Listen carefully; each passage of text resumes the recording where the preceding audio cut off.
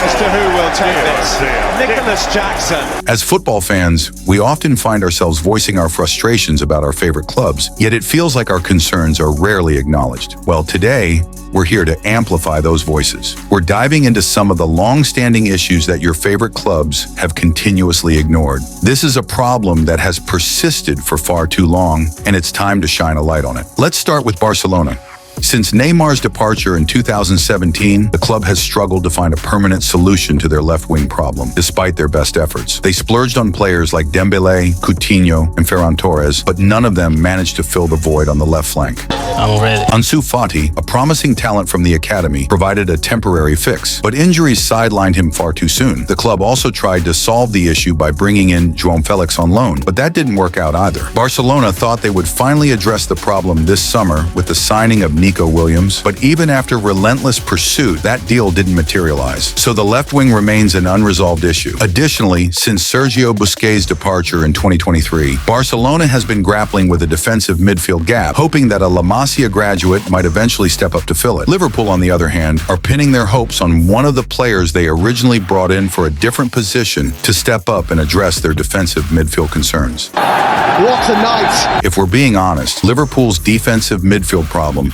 started well before Fabinho's departure. The Brazilian's performance had been on the decline during his final years at the club, leaving a void that has yet to be fully addressed. Thiago's constant injuries and eventual retirement didn't help matters either. Wataru Endo provided a temporary solution, but Liverpool aimed to secure a more permanent fix this summer with a move for Martin Zubimendi. Unfortunately, Zubimendi turned them down, which has led Jurgen Klopp to consider converting Ryan Gravenberch into a defensive midfielder. The big question now is whether Gravenberch can adequately fill that role for the Reds, or if they'll still need to sign a proper number 6. What's your take? Meanwhile, while Liverpool grapples with their midfield dilemma, Manchester United faces a different issue, a coaching problem. Since Sir Alex Ferguson's departure in 2013, United has struggled to find stability in their managerial appointments. From Moyes to Van Gaal, and down the line to Solskjaer and Ten Hag, the story remains the same. Jose Mourinho remains the club's most successful manager post-Ferguson, and he left back in 2018. That really shows just how rough things have been, and unfortunately, not much has changed over all these years. Yes, Ten Hag won the FA Cup, but he still doesn't seem like the coach who will bring Manchester United back to their former glory. In fact, many fans believe it won't be long before he's sacked. Manchester United really needs to find a long-term solution to their coaching issues, just like Arsenal did with Mikel Arteta. But speaking of Arsenal, there's one issue they still haven't been able to solve. Can you guess what it is? Drop your thoughts in the comments, and we'll reveal the answer later in the video. Now let's shift our focus to Real Madrid. They clearly still have an unresolved issue on the right wing since the days of Gareth Bale. Currently, they boast 3 top left wingers, but lack a natural right winger. As a result, we often see Mbappe, Vini, and Rodrigo crowded on the left side, leaving the right side exposed. This was a recurring theme last season as well. While Madrid has managed to win the Champions League with this setup, it's hard to criticize them too much. However, there's still a sense that the attack needs better balance. They need to find a way to even out their attacking options, and only a natural right winger can provide that. Players like Arda Güler and Brahim Diaz are more suited to central roles than to the wing, so it's hard to say the solution is already in their squad.